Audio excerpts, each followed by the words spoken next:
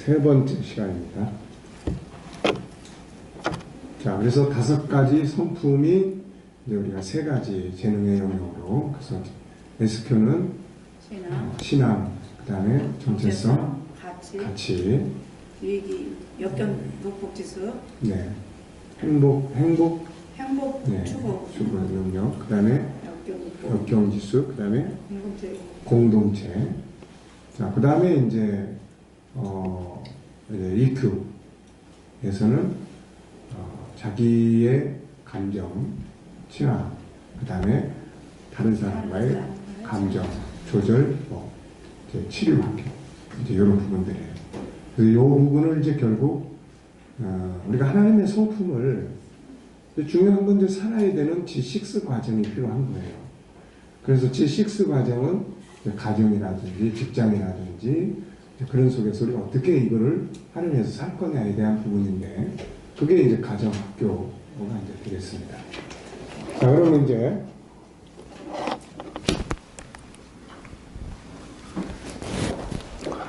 그러면 이제 IQ 재능 개발 한번 보겠습니다. 자, 제 1장을 한번 보죠. 1장. 목차를 보시면은 이제 우선 의미와 중요성, 그리고 IQ 재능 개발의 목적, 이걸 우리가 왜 개발해야 되는가, 그 다음에 개발과 주도적 삶, 그 다음에 IQ 재능 개발과 영역, 호기심과 질문의 능력, 그 다음에 지적 재능과 학습, 지식, 둘째는 현장 기술, 노동, 경제, 관계, 그 다음에 창의력, 숨겨진 지식, 지혜 활용. 그러니까 학교에서 배우는 거는 누군가가 이미 사용을 한 것들을 이제 발표하고 그걸 종합해서 정리해 놓은 거예요. 그러니까 나타난 지식이 학문이고, 아직 사람 속에는 나타나지 않은 지식, 지혜가 훨씬 더 많은 거죠. 그래서 창의력을 꺼내 쓴다는 것은 아직 나타나지 않은 지혜를 안에 있는 것을 꺼내 쓴다, 그런 이야기예요. 그러니까 그걸 쓰기 위해서 이제 이미 지금까지 역사 속에서 사용해 온 것들을 바탕으로 쓰는 거죠. 그래서 그 위에다가 더 새로운 변화를 줄 수 있고, 새로운 어떤 것들을 탄생시킬 수 있고, 그렇게 되는 거죠. 그래서 나타난 지식과 아직 나타나지 않은 숨겨진 지식, 그 숨겨진 지식을 우리가 지혜라고도 이야기를 하고, 또 본질적 지혜는 하늘에서부터 오는 거고, 그래서 유대인들은 지식과 지혜를 구분을 해요. 그래서 지식은 학교 공부고 사람한테 배우는 거고, 지혜는 하늘로부터 오는 거고. 그래서 에디슨이 99%의 이 노력, 거기다가 하늘로부터 와야 될 1%의 영감을 이야기를 한 거예요, 이게. 에디슨도 유대인이기 때문에 그런 사고를 가지고 있는 거죠, 이게.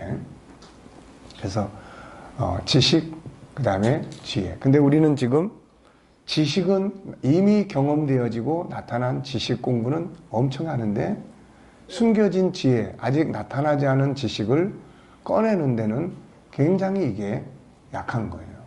특히 우리나라 사람들의 교육 구조는 이미 나타난 지식을, 사실은 어떻게 보면 이미 나타난 지식은 참고용으로 공부를 해야 돼요. 참고용으로. 이게 막 절대적인 게 되지 말고 참고용으로 하고, 이제 이걸 바탕으로 해서 지난날에 칙칙폭폭하고 하는 다니는 기차를 나왔는데 거기에 대해서 이제 공부를 했어. 그럼 이제 그 다음에 또 그걸 보면서 더 발전시키는 뭐가 나옵니까? 지금 전기 자동차가 나오고, 그 다음에 이제 또 뭐가 나오려고 그래? 이제 뭐 공중 부상 뭐 열차가 나오려고 하고. 그러니까 이런 것들을 이제 지나간, 그래서 모든 학문은 역사가 굉장히 중요해요. 역사. 그래서 뭐 과학이면 과학사, 과학의 역사, 뭐 화학이면 화학의 역사. 그래서 우리가 이제 그 가정학교에서는 이제 하여튼 그런 과정들을 이렇게 공부해서 수시로 참고하는 거죠. 참고해서 그걸 이제 그런 질문이나 그런 이제 조언이나 이런 걸 누가 해줄 수 있어야 되냐면 엄마 아빠가 해줄 수 있어야 되는 거예요. 근데 지금까지는 전부 다 학교에다만 다 맡겨놓아 버렸어요. 학교에다가. 엄마 아빠가 집에서 해주는 거는 없어요. 그냥 밥 해주고 옷 입혀주고 뭐 용돈 주고 이제는 이게 이제 벗어나야 된다는 거죠, 이게. 그래서 이런 영역들을 우리가 이제 활용할 수 있도록. 그 다음에 이제, 즐겁고 행복한 공부를 하게 해라. 이제 놀이학습, 뭐 변화 추구의 능력, 소통의, 협동의 능력 키우기, 영성의 중요성, SQ와 IQ를 합치고, 감성 능력의 중요성, SQ와 IQ, EQ와 IQ를 합치고, IQ 재능 개발에서 주의해야 할 사항들, 또 재능 개발과 가정학교의 중요성. 그래서 이제 앞으로 가정학교를 이런 식으로 이제 간다고 하는 거를 우리가 이제 좀 살펴보려고 합니다. 자, 1장.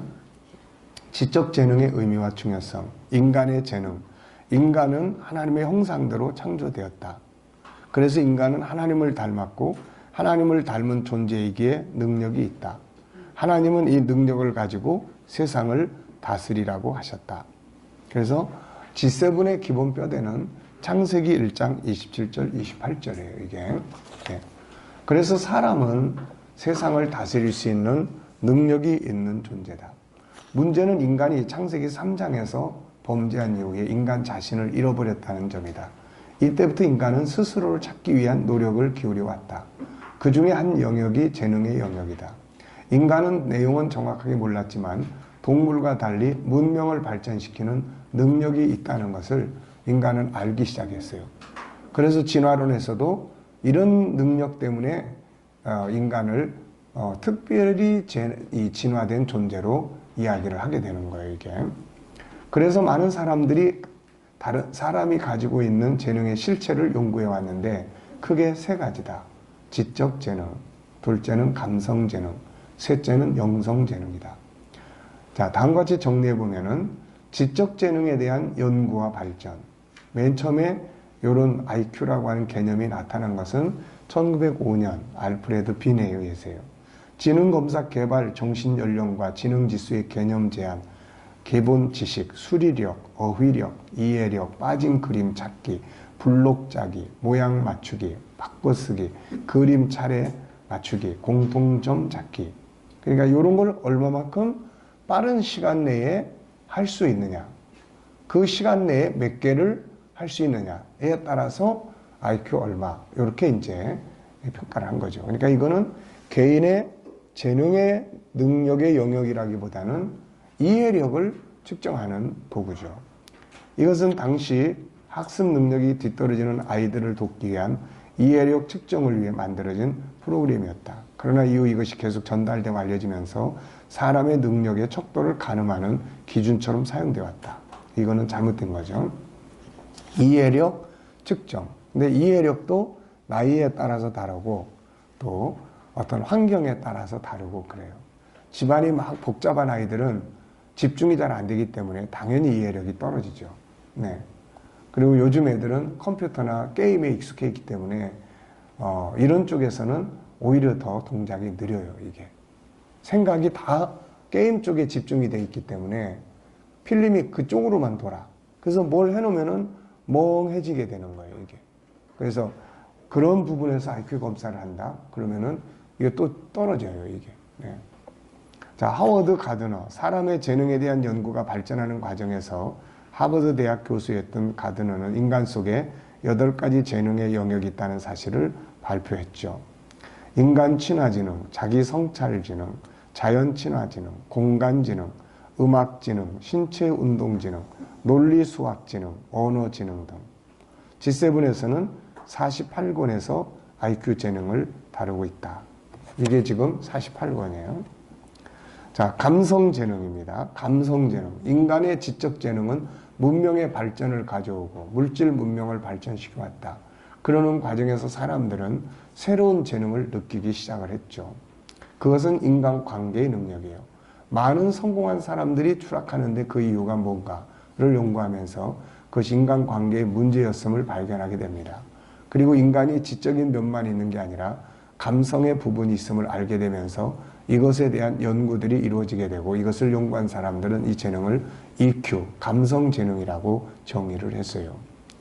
이것을 나타낸 사람들은 다음과 같다. 1990년 미국 예일대학교의 피터 셀로베이 교수와 뉴햄프셔 대학교의 존 메이어 교수는 수년간의 연구와 검증을 거친 후에 정식적으로 감성지수라는 전문 용어를 제시했다. 2년 뒤에 그들은 감성을 사회지능의 한 유형으로 정의하고 그 속에 포함된 능력을 다음과 같이 세 가지로 분류하여 규정했다. 자신과 타인의 정서를 구분하는 능력, 자신과 타인의 정서를 조절하는 능력, 정서 정보를 활용해 생각을 움직이는 능력. 다니엘 골만은 1995년에 감성지능을 이야기를 했죠. 그래서 그의 저서에서 감성적 지능이라는 용어를 사용합니다. 이 내용은 자기인식, 자기자각, 자기규율, 동기부여, 감정이입, 공감, 사회적 스킬, 관계 관리, 네트워크 구축 등이에요. 그래서 이런 쪽이 뛰어난 사람들이 이제 어떤 네트워크 형성, 사람과의 관계만이 아니라 네트워크 형성들, 연결하는 관계들을 잘 만드는 거죠, 이게. 골만은 자신의 저서에서 감성지수는 지능지수와 달리 천성적으로 결정되는 게 아니고 5가지 학습 가능한 능력으로 이루어져 있다고 설명을 했다. 첫째, 자신의 감정을 이해하는 능력이다. 즉각적으로 자신의 감정을 알아채고 감정이 생겨난 원인을 분석한다. 둘째, 자신의 감정을 통제하는 능력이다. 자신을 위로하고 강한 불안감과 우울함에서 벗어나 감정을 자극하는 요소를 통제하는 것이다. 셋째, 자신을 격려하는 능력이다. 감정을 추스르고 일정한 목표를 향해 노력해서 주의력과 그 다음에 창조력을 기르는 것이다. 넷째, 타인의 감정을 이해하는 능력이다. 다른 사람이 느끼는 바를 이해하고 진정으로 원하는 것이 무엇인지 파악해 공감하는 것이다. 다섯째, 원만한 인간관계를 유지하는 능력이다. 다른 사람의 감정을 이해하고 적절하게 대응하는 것이다. 감정지능은 자신이나 타인의 감정을 인지하는 개인의 능력을 나타내는 용어다. 감정지능은 자신과 타인의 감정을 잘 통제하고 여러 종류의 감정들을 잘 변별하여 이것을 토대로 자신의 사고와 행동을 방향지을 근거를 도출해내는 능력이다. 이 용어는 심리학자였던 과학 언론이었던 다니엘 골만이 쓴 책으로 인해 중요성을 인정받았다. 현대인들은 감성지수를 성공의 중요한 비결로 설명한다. 성공한 사람들은 지능이 높은 것이 아니라 감성지수가 높다는 것을 발견한다. 성공한 사람들은 다른 사람들과 잘 어울리고 자신의 감정을 잘 조절하는 능력이 우수하다는 것을 발견한다. 감정지수는 음악, 문학, 미술이 경험이나 기능이 아니라 자신의 감정과 타인의 정서 상태를 인식하고 행동하고 판단하는데 잘 적용하는 사람을 감정지수가 높다고 말한다. 간혹 개인적 지능이나 능력은 매우 우수하나 다른 사람과의 관계를 이해하고 자신의 감정 조절을 잘 못해서 정상적인 사회생활에 곤란을 겪는 사람을 발견하게 된다. 그런 사람은 지능은 높지만 감성지수는 낮다고 할 수 있다. 감성지수는 따뜻한 환경이나 부모의 사랑 속에서 발전한다고 한다. 그러니까 EQ나 SQ나 이런 것들은 사실은 부모 대대로 살아가는 생활이 돼야 돼. 이게 어느 날 지식을 갖다 놓고 감성지수는 이런 거야 라고 해도 맨날 엄마한테 야단 맞고 자기 감정을 이해당하지 않고 이렇게 크는 사람들은 감성지수를 이해할 수가 없어요. 이게 그러니까 결국은 대대로. 그래서 저는 우리 이번에 이 가정학교나 이런 것들을 새로운 개혁이라고 이야기를 해요. 새로운 문화 창조라고 이야기를 해요. 왜냐하면 우리나라 사람들은 지금까지 그렇게 살아온 일이 별로 없어요. 특별한 사람들 외에는. 그러니까 이제부터는 그렇게 우리가 사는 삶을 누군가가 시작을 해야 돼요. 그 누군가가 시작을 해야 그 다음에 그 자녀들은 그걸 보고 이제 배우면서 이게 대대로 흘러갈 수 있는 이런 부분들이 될 수가 있는 거죠, 이게.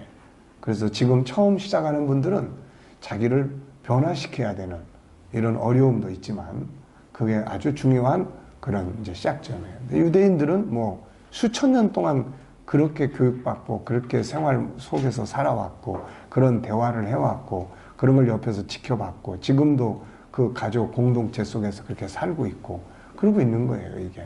근데 우리는 크리스찬인데 크리스찬 가정에서의 크리스찬, 이거는 안 되는 거예요. 그래서 이런 새로운 문화를 만들어 나가는 역할을 이제 우리가 해야 됩니다. 자, G7 프로그램에서 정리한 감성재능 47권에서 EQ 재능을 정리하고 있는데 핵심은 다음과 같다. 일반 감정 다루기, 감정과 친해지기 8가지. 첫째는 행동보다 감정을 인정하는 거죠. 감정. 상대방에 나타나는 행동보다는 감정.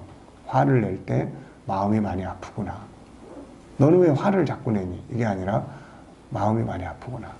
그래서 우리가 원래 불량 청소년은 없다. 단지 아픈 마음을 가진 청소년들이 많이 있다는 것뿐이다 라고 생각을 하죠. 이게 결국 그게 풍선효과처럼 해서 옆으로 새는 거니까. 네. 근데 우리나라는 그렇게 나쁜 행동을 취하고 잘못되게 내버려 두면서 그렇게 되면 원수 취급을 하고, 그러면서도 자녀들이 잘 되기를 위해서 기도하고, 자녀들이 잘 될 수 있도록 돈 벌어다가 뒷받침하고, 이런 모순 덩어리예요, 이게. 네. 그러니까 이게 어디에 모순이 있습니까? 결국 가정에 모순이 있는 거예요. 가정생활.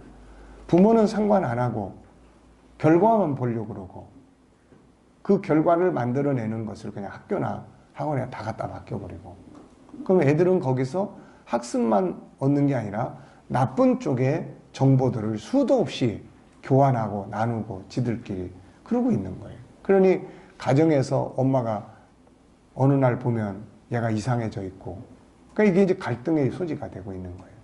결국은 가정이 그렇게 다 만들어 놓은 거예요, 이게. 그래서 이런 부분들을 우리가 새로운 변화를 줘서 개혁적인 그런 방향을 만들도록 하는 것이 아주 중요한 것이라는 거죠. 자, 감정을 인정하고 그 감정에 이름을 붙여라. 기쁨, 뭐 슬픔, 우울함, 또 뭐 분노, 짜증, 또 즐거움, 뭐 희망, 뭐 불안, 이런 감정들을 우리가 이제 다 이제 이름을 붙이고, 감정을 인정하고 존중하고, 감정의 소리에 경청하고 공감하고, 감정을 위로하고 칭찬, 격려, 사랑하고, 감정 돕기, 원인 분석, 본능 욕구 찾기, 본능의 욕구를 이루어질 도구. 그 본능의 욕구는 뭐예요? 사람 속에 들어있는 맨 밑에 있는 5가지 하나님의 형상에서 나오는 이제 본능의 욕구가 있죠. 그리고 이제 이걸 이루어질 도구들, 이제 5가지 성품들을 이제 사용을 하거나 기타 자원들을 사용하는 거죠. 그리고 이제 영성 활용하기. 그 다음에 이제 아픈 감정.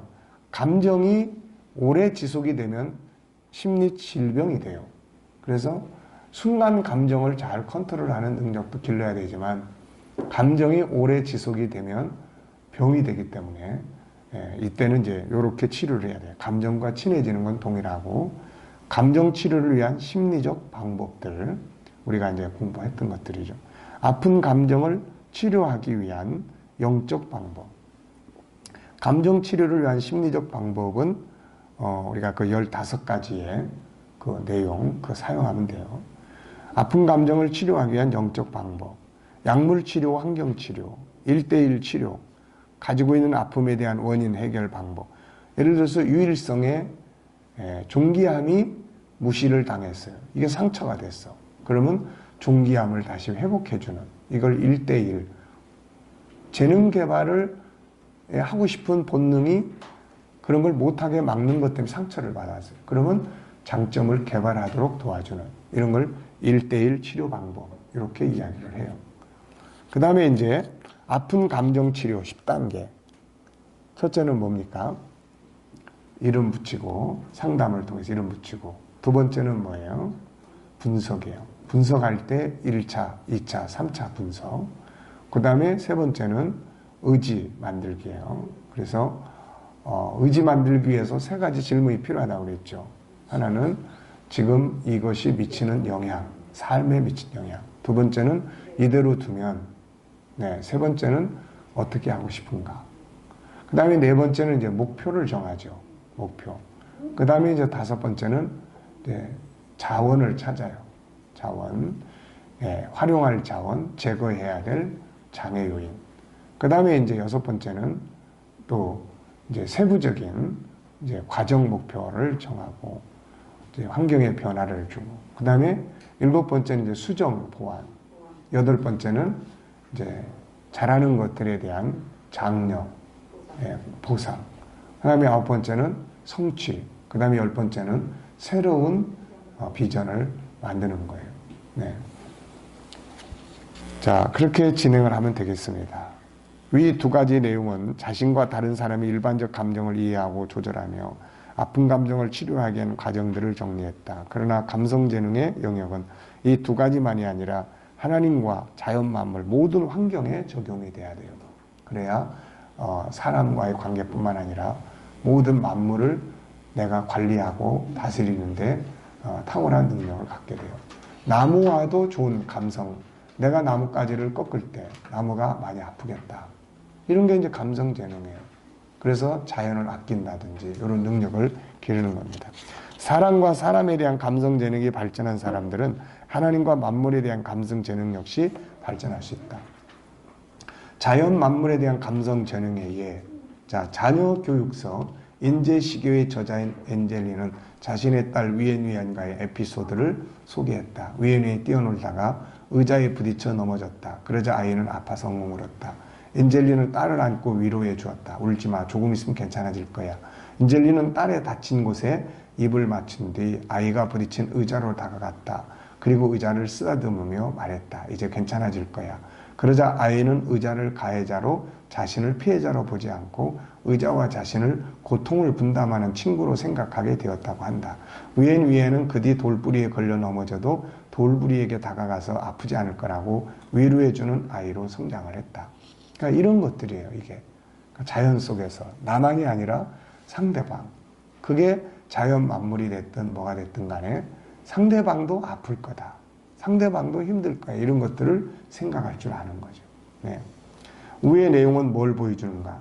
엄마는 아이에게 자연도 아픔을 갖고 있음을 보여주었고 자녀는 돌뿌리 하나에게도 위로해주는 자세로 성장을 했다. 이것이 하나님의 형상을 가진 사람들의 삶의 문화다. 만물을 사랑할 줄 아는 사람이 어찌 사람을 사랑할 줄 모르겠는가?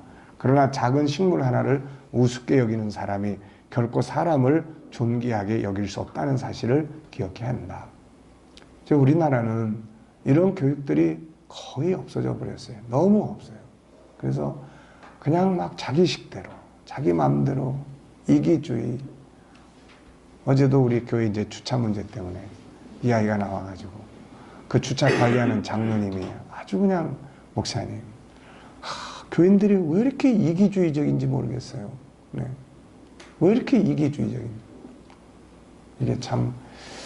이게 어느 날 갑자기 뭐 이걸 어떻게 해라 해서 이게 되기가 힘들어요. 어렸을 때부터 그렇게 보고 듣고 살아왔어요. 그러니까 이제 이걸 바꿔야 되는 거예요, 이걸 누군가가 바꾸는 가정들이 하나 둘씩 자꾸 만들어져야 돼요. 영성재능. 사람들은 지적재능, 감성재능과 함께 또 하나의 재능에 관심을 갖기 시작했다. 왜 같은 돈을 가지고도 어떤 사람은 자기만을 위해 살고 어떤 사람은 다른 사람을 위해 사용하며 같은 환경을 가지고도 왜 어떤 사람은 성공하고 어떤 사람은 실패하는가? 성공을 했음에도 왜 하루아침에 추락하는 사람이 되는가 등을 생각하면서 인간이 가지고 있는 또 다른 재능에 대해 관심과 연구를 하게 되는데 그것이 바로 SQ 재능이다. SQ는 본질적인 것을 찾으려고 하는 재능이다. 자신이 누군지, 어떻게 살아야 하는지, 무엇이 행복인지 등을 찾으려고 하는 능력이다. 이것을 바로 알아야 인생을 가치 있게 아름답게 살 수 있다. 가드너가 주장한 8가지 재능의 영역, 아까 이야기했었죠.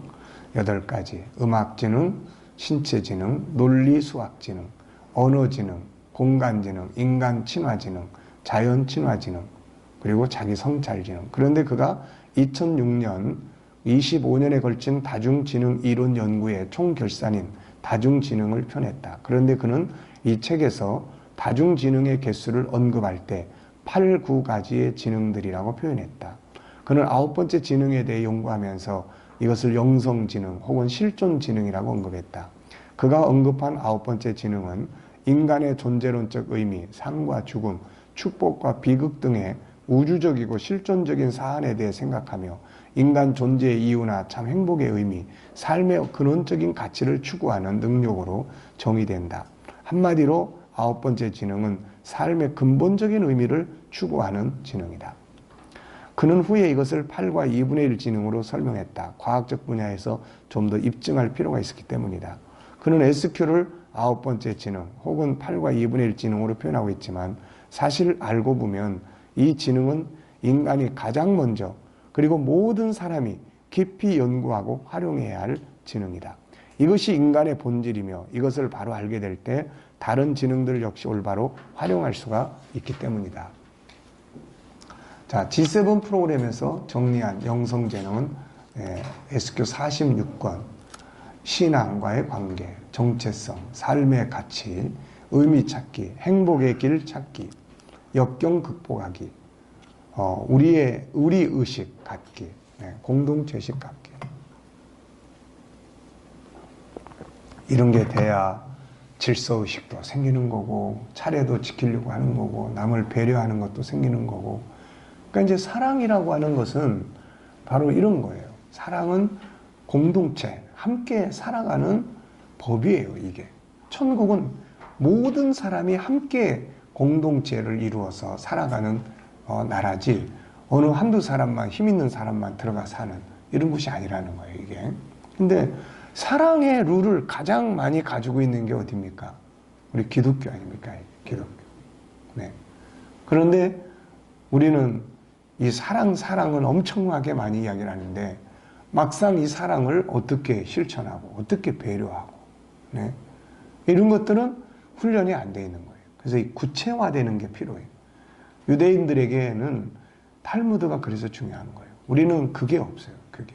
우리는 그 사람들은 성경을 토라를 탈무드로 해석을 해놨다고요. 이거 어떻게 살아야 되는지, 어떤 게 지혜인지, 이 말씀을 어떻게 살아야 되는지. 근데 우리는 성경을 어떻게 살아야 되는지에 대한 구체적인 것을 이걸 못 만들었어요. 이게 주석이라고 해도 그냥 다 신학적 주석이지 삶의 프로그램을 못 만들었다고요. 그리고 그 사람들은 토라와 탈무드를 가정 속에서 이제 항상 읽고 교육하고 그걸 살아. 그러니까 성경이 탈무드화해서 가정으로 와서 살고 그것이 가장 기본 뼈대가 되는 거예요. 그러니까. 근데 우리는 성경이 그냥 교회 안에서만 그냥 끝나버린다든지, 뭐 통독, 그냥 죽으라고 읽어 끝나. 뭐 필사, 그냥 필사적으로 쓰다가 쓰고 나면 끝이야.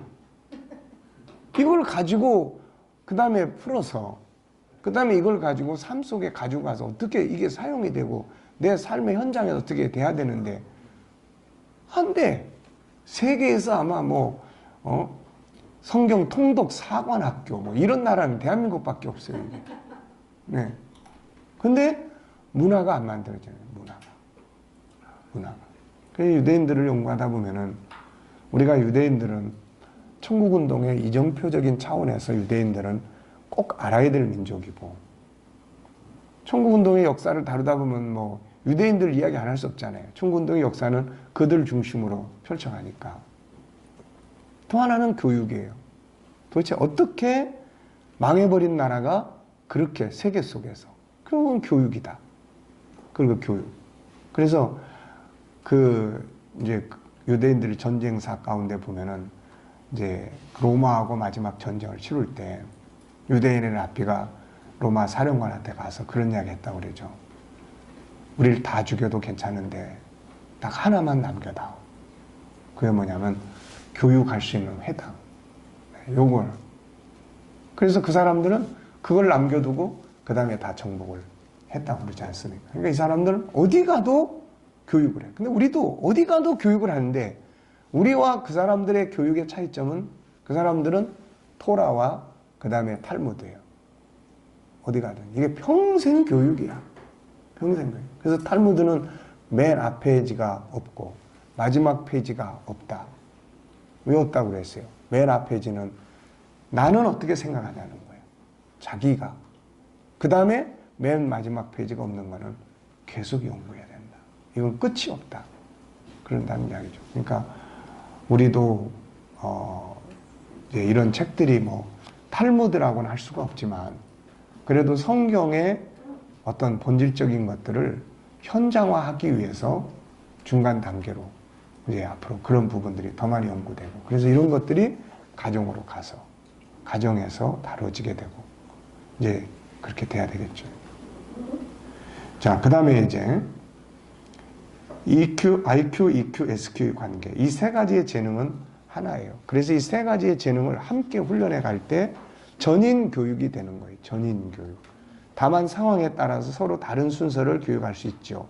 SQ, EQ, IQ 순서로 교육하는 것이 바람직하고 혹 지적 재능을 먼저 공부한다고 하더라도 반드시 위의 두 재능, EQ와 SQ를 보완해서 교육. 그러니까 인간은 SQ를 먼저 배워야 돼.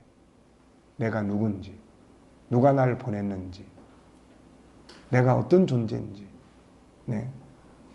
나를 보낸 분이 누군지, 내가 왜 이 땅에 와서 사는 건지, 이게 먼저가 돼야 되는 거예요. 이게 가장 먼저 이게 교육이 돼야 돼. 그 다음에는 이제 SQ, EQ. EQ는 이제 관계예요, 관계. SQ가 정신적이고 신앙적이고 정신적이고 가치적이고 철학적인 것이라면 EQ는 관계적인 것이에요. 관계적인 것. IQ는 세상에 대한 이해와 활용에 관한 지식과 기술이에요. IQ는 세상에 대한 이해 그리고 활용에 관한 지식과 기술입니다. 그렇기 때문에 이 세 가지가 균형 있게 교육이 되어져야 돼요. 그래서 성경은 이 질서를 먼저 영혼, SQ, 범사, 삶과의 관계, EQ, 그 다음에 강건. 네. 사람은 영혼의 세계가 먼저 잘 돼야 되고 그러면 다음에 올바른 가치와 철학을 갖게 됩니다. 이렇게 됐을 때 우리가 범사가 관계 모든 일이 잘할 수가 있어요. 왜? 해야 될 이유를 알고 또 올바른 가치를 알기 때문에 그렇게 살다 보면 우리의 육체적인 것도 물질적인 것도 부유해지고 풍요로워지는 거죠.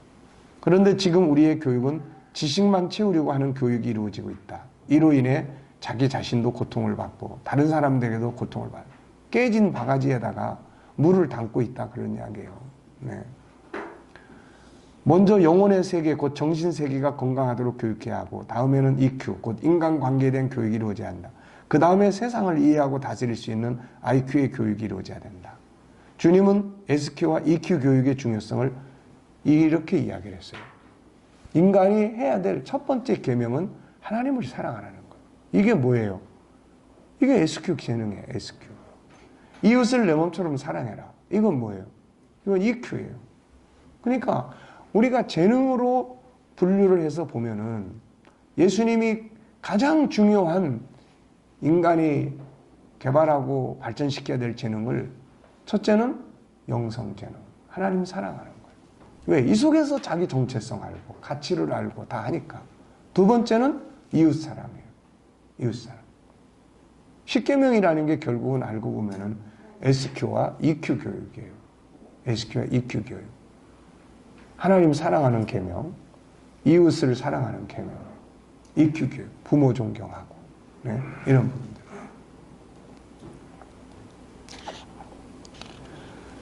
먼저 하나님을 사랑하라고 한 것은 SQ를 의미한다. 그리고 다음에 이웃사랑에 대한 말씀인데 이건 EQ를 의미한다. 이 두 가지가 잘 훈련된 사람이 뭐를 해도 범사를 잘할 수 있지 않겠어요, 이게. 예.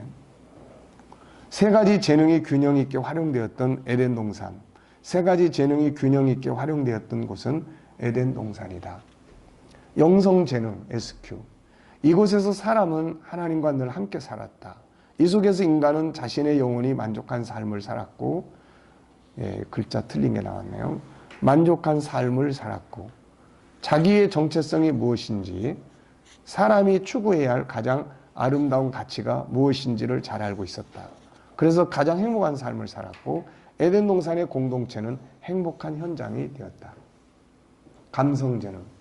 이때는 사람 스스로가 자기 감정이 상할 일도 없었고 사랑성이 실천되므로 상대를 존중히 여기고 아름다운 관계가 이루어집니다. 자기 존중, 상대방 존중, 하나님과 하나 되고 만물을 존중히 여기는 삶이죠. 지적 재능. SQ가 하나님과 함께 올바른 가치와 함께라면 EQ는 사랑과 함께 자연 만물과 함께 사는 능력이며 IQ는 세상을 다스리고 이끌어가는 능력이다. 하나님은 사람을 그분의 형상대로 창조하신 후에 다음과 같이 말씀하셨다. 세상을 다스려 하신 거죠. SQ는 하나님과 함께 올바른 가치 안에서 다스리신 능력이고 EQ는 나 혼자가 아니라 함께. 그래서 하나님이 동역하는 사람을 만들어줬잖아요. 인간과의 관계는 동역하는 거예요. 동역하는. 예. 돕는 자를 만들어주는 거예요. IQ는 다스리기 위해서 필요한 지식과 기술이며 창조적인 능력이에요. 네. 이것을 처음으로 보여준 사건이 창세기 2장 19절로 20절입니다. 이 내용을 보면은 하나님께서 어떻게 했어요? 동물과 생물을 다 데려다 놓고 업무를 줬죠. 그런데 여기에서 이제 이 IQ의 중요한 영역들이 나타나요. 이게 다 IQ 영역이에요. 그러니까 SQ는 하나님과의 좋은 관계를 갖는 거고 EQ는 하나님을 만남으로 인해서 모든 사람과의 관계, 자기 아내와의 관계, 만물과의 관계가 좋아지는 거고 그리고 여기서는 만물과의 관계도 굉장히 좋아졌죠. 서로 소통하고 호랑이가 아담만 보면 잡아먹으려고 그러면은 어떻게 네, 그 관계가 그런 관계가 되면 안 되잖아요. 지금은 호랑이가 우리 보면은 어때요? 네, 잡아먹으려고 그럴 거고. 네. 그러니까 관계가 다 깨진 거죠. 자, 그래서 이 사건이 보여주는 건 뭔가? 우선 하나님으로부터 사명이 주어졌어요. 하나님은 아담을 단순한 심부름꾼으로 진 게 아니라 그가 만드신 세상을 다스릴 수 있는 주인으로 세웠어요. 우리가 존재하는 이유는 바로 이거예요. 공부해야 될 이유 역시 이것 때문이에요. 하나님으로부터 주어진 소명. 예. 그러니까 SQ를 통해서 너는 하나님이 특별한 일을 위해서 이 세상에 보낸 거야. 예. 특별한. 그 웨슬레의 어머니 이야기 했나요, 내가? 그 웨슬레의 어머니가 웨슬레의 그 아이들이 19명이랬다고 그래요. 물론 이제 일찍 죽은 이제 자녀를 있지만. 근데 그 어머니가 맞춤형의 교육을 했어요. 아이들에게. 그리고 저녁이면 이제 성경 공부를 시키고 잠자기 전에는 항상 정체성에 대해서 물어봤어요. 뭘 물어봤냐면은 너희는 누구냐? 그러면 애들이 항상 이렇게 돼요. 우리는 위대한 사람입니다. 누가 너희를 위대하다고 가르쳐 주었느냐? 위대하신 하나님이 알게 해주셨습니다. 그럼 너희는 무엇을 하고 있느냐? 우리는 위대한 역사를 만들기 위해서 공부를 하고 있습니다. 그러면 그 위대한 역사를 하기 위해서 위대한 역사를 만들기 위해서 무엇이 필요하냐? 하나님이 우리를 위대하신 하나님이 우리를 위대한 일을 위해서 사용하기 위해서 우리가 공부를 하고 있습니다. 그러고 난 다음에 아멘 하고 이제 재웠다고 그래요. 그러니까 항상 정체성을 하는 거예요. 넌 누구지? 네. 그러니까 하나님으로부터 주어진 위대한 소명. 이게 우리 인간이 아이들이 공부를 하면서 세상을 살아가면서 어렸을 때부터 이 속에다 담아야 될 중요한 이게 본질적 문제라고요. 이게. 그러니까 이거는 이미 커버리면 잘 안 되는 거예요. 그래서 유대인들이 어렸을 때 교육을 그렇게 중요하게 여기는 거예요. 어렸을 때. 영유아, 초등학교, 성년식 되기 전에. 그러니까 그 전에는 엄마들이 직장 생활 하다가도 지금은 돈 버는 것보다는 아이들을 키우는 게 더 중요해요. 왜? 이때의 뇌의 구조가 다 형성이 돼버리기 때문에. 그러니까 이제 어떤 그릇을 안에다가 만들어 놓냐는 거예요. 어떤 그릇을. 근데 우리는 이 시기를 너무 그냥 보내버리고 있는 거예요. 그리고 이미 잘못 만들어진 어떤 구조 안에다가 세상 지식만 담으려고. 네. 참 안타깝고 그런 거죠, 이게. 그러니까 하나님으로부터 사명이 주어졌어요. 아담은 이걸 위해서 존재하는 거예요. 그 두 번째는 이제 그 사명을 감당하려면 뭐 해야 돼요? 이제 알아야 되는 거예요. 알아야. 이게 IQ 쪽이에요. 알아야 된다. 깨달아야 된다. 이해해야 된다. 알아야 되는 거예요. 하나님이 아담에게 동물과 새 각종 생물들을 데려다 주시면서 이름을 지어주라고 했어요. 우리가 어떤 일을 할 때 가장 중요한 것이 주제 정하는 거예요. 주제. 가장 힘든 게 주제 정하는 거고 가장 중요한 게 주제 정하는 거예요. 만약에 주제 정하는데 능력을 가지고 있다면은 그 사람은 사회에서 아주 인정받을 수 있어요. 왜냐하면 회사의 오너나 이런 사람들은 이렇게 두꺼운 거 갖다 줘봐야 잘 안 읽어요. 그냥 앞에 거 보고 주제 속에서 다 담아놓으면 그러니까 이름을 지어주는데 이 속에 이 동물이 가지고 있는 모든 하나님이 만들어서 담아놓은 특징들을 그 속에다 몽땅 다 담아야 되는 거죠. 주제는 엄청난 내용을 한마디 속에 집어넣는 일이다. 주제를 보면 그 내용 전체를 알 수 있어야 한다. 주제를 보면 흥미를 느끼고 감동을 받고 기대감을 가질 수 있어야 한다. 그래서 우리가 설교 주제를 정할 때도 평범하게 할 거냐 아니면은 그 주제를 딱 보는 순간 야 한번 들어봐야 되겠다. 이런 주제를 어떻게 정할 거냐는 거예요. 네, 이런 주제를. 그래서 광고 같은 거 보면 가끔 가다가 그냥 이상하게 주제를 정하는 사람들이 있어요. 그러면 욕을 해. 뭐 저런 걸. 근데 그 이제 만드는 사람들은 그걸 노리는 거예요. 그걸. 그냥 지나가면은 소용이 없어요. 그냥 평범한 건 그냥 지나가버려. 근데 거기 엉뚱하게 해놓은 거는 참 뭔 주제를 저렇게 그냥 지저분하게 넣어놨어. 근데 다시 또 이야기하는 거예요. 이미지 광고잖아요. 네. 이것을 위해 필요한 것이 IQ입니다. 당시에는 지적재능의 선구자가 아담이에요.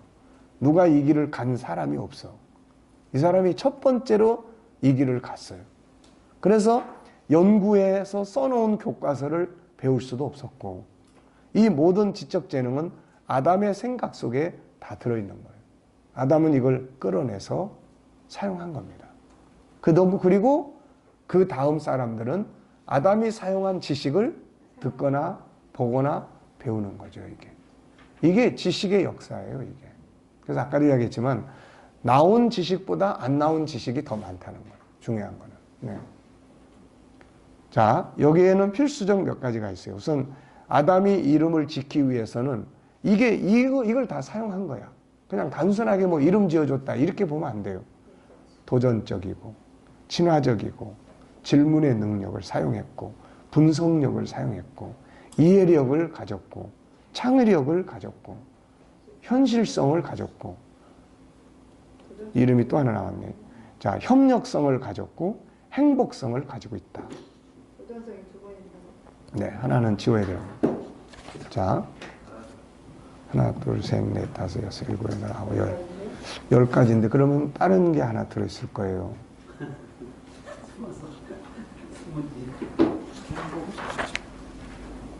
자, 쭉 보면 나옵니다. 자, 1번 도전적. 주도적인 게 빠졌네요. 주도적인 게. 네, 주도적인 거예요.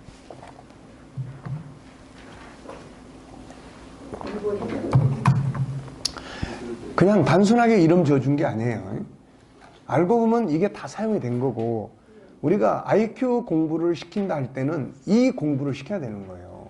단지 뭐 학교 수학 좀 더 많이 풀고 이게 아니고 IQ 공부라고 하면은 이 내용을 공부를 해야 된다고 이거를. 네. 자, 도전적. 아담은 주어진 사명 앞에 도전했어요. 한 번도 안 해본 일이에요, 이거. 그렇죠? 세상에 태어나서 처음으로 해봤어. 이거를. 이게 도전적이에요. 그 다음에 주도적이에요. 하나님은 그 아담한테 갖다 맡겨놨지 여기서 하나님이 뭘 지시하거나 시킨 게 없어. 그냥 아담이 주도적으로 진행했어요. 주어진 업무 앞에 스스로 생각하기 시작했고 완수해낸 거예요.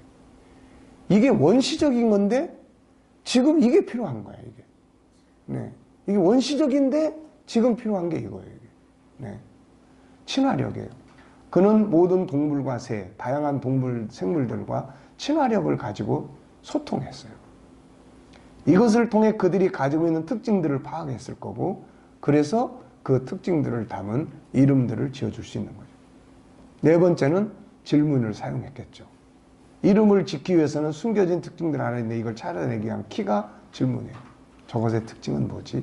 어떤 이름이 저 동물의 모든 걸 나타내주는 이름일까?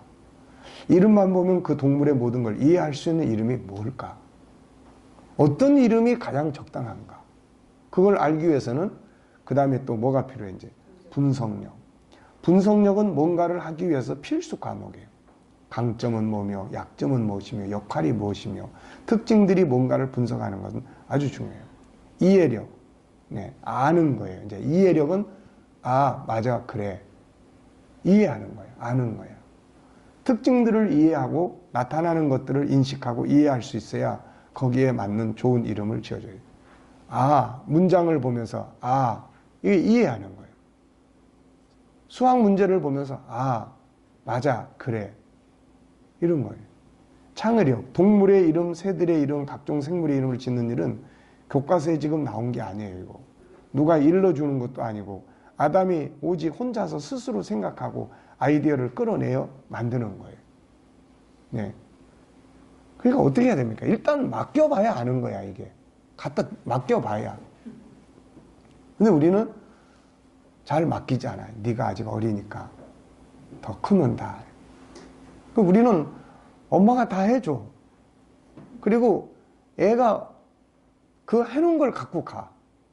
숙제로. 숙제도 다 해주니까. 네. 참 이게 천재를 바보로 만드는 길을 우리가 열심히 가고 있습니다. 오늘날로 말하면 그가 만든 모든 이름들은 뭐예요? 아담의 지적 재산이야 이거는. 그래서 지금 그 이름을 부르는 사람들은 전부 아담한테 사실은 돈을 내야 돼 지금. 네. 협력성. 그가 처음으로 이룬 일은 아담 혼자서만 한 건 아니겠죠. 하나님, 그의 아내 하와, 주변의 모든 것들로부터 얻은 지혜의 합작품이에요. 합작품이에요 이것도. 지적 재능의 발전에서 서로의 지혜를 공유하는 것은 아주 중요한 일이죠. 현실성. 아무리 좋은 주제를 정했다고 하더라도 이것이 실제로 적용되고 사용되지 못하는 막 엄청 어려운 이름을 갖다 붙여놓는다면, 네. 요즘에 그냥 아파트 이름들 보면은 막 엄청 어려운 이름들을 많이 써요. 못 찾아오게 하더라고. 네. 그게 뭐 시부모님들 못 찾아오게 하려고 그렇다는 말도 있는데, 네, 아주 그냥. 근데 시부모들이 더 머리가 잘 돌아가요. 그러겠죠. 리젠시빌 아파트가 있거든요. 어떻게 찾아가요? 무슨? 리젠시빌. 리젠시빌 아파트. 리젠시빌 아파트. 리젠시빌. 어떻게 찾아갔대요? 리젠시빌 아파트를 자기 며느리가 시어머니 못 오게 리젠시빌 아파트로 들어가는데 리젠 11. 리젠시빌. 리젠 11이. 문제도 있어요. 근데 시외버스 터미널에서 딱 내려가지고 택시 타가지고요. 네. 뭐라고 말을 했대요. 근데 제 말을 못 하겠네요. 영상이 나와가지고. 욕을 한마디 했구만. 욕을 했대요. 착해서 못하고 내가 해왔구만. 네. 리젠 11을 찾아가 그랬더니 네. 모르더래 택시 기사한테 여기 님이시고 맞아요. 그러지. 그런 분야는 시부모님들이 더 잘 알지. 그런 쪽은 시어머니들이, 우리나라 시어머니들은 탁월하지. 그런 쪽은. 네. 참. 다 나는 사람이 있으면, 뛰는 사람이 있으면 나는 사람이 있는 거야. 현실성이에요. 그러니까 우리가 창의력을 꺼내도 현실성을 현장화하지 못하면 안 돼요, 이게. 우리가 지금 이 교육 프로그램을 얼마나 많이 공부합니까? 근데 결국 현장화되지 않으면 이게 다 무용지물이에요, 이거 다. 그렇잖아요. 현장화될 수 있도록. 그래서 현장화를 이제 만들어 가는 거죠. 자, 행복성. 모든 것의 결론은 행복함에 있어요. 아담이 동물, 새, 모든 동물들의 이름을 성공적으로 지어주는 데 맞췄을 때 우선 아담이 만족했어요. 행복했고. 그 일을 맡기신 하나님께서 기뻐하셨고, 아담 스스로도 자기의 성취한 일로 인해 기쁘고 행복했고, 그 다음 날부터는 이제 계속 뛰다니면서 이름을 불러. 야, 코끼리, 호랑이. 그 이름을 부를 때마다 아담이 어땠을 것 같아요? 기분이 되게 좋겠죠. 왜냐하면 자기가 지어준 이름을 사용하니까. 이름을 받은 동물들 역시 행복했고 주변의 모든 창조물들이 함께 행복한 결과를 가진다. 이것이 재능 개발, 특히 지적 재능 개발의 결론이 돼야 된다. 아무리 좋은 재능이라도 사람을 불행하게 만든다면 그거는 있어서는 안 될 재능이죠. 세상을 다스리기 위해서 필요한 지적 재능은 많다. 그러나 지적 재능의 기본 틀은 이것들이다. 사실 이것은 오늘날로 말하면 동물학, 생물학, 자연과학, 심리학 등 다양한 교과 과목들이에요. 이 아담이 이렇게 사용한 요 내용들을 오늘날 학문으로 이야기를 나눈다면은 다양한 과목들이 만들어진 거죠, 이게. 네. 자, 이해되셨죠? 그래서 SQ와 IQ, EQ는 이거는 창세기 1장, 2장에서 하나님이 우리에게 주신 세상을 다스리기 위한 아주 소중한 재능입니다. 이게 SQ, 본질적인 거, EQ, 관계적인 거, IQ, 아는 거, 알아야 다스리죠. 알아야 통치한다. 땅을 다스리려면 땅을 알아야 되고, 하늘을 다스리려면 하늘을 알아야 되는 거고. 자, 10분간 휴식하겠습니다. 자, 수고하셨습니다.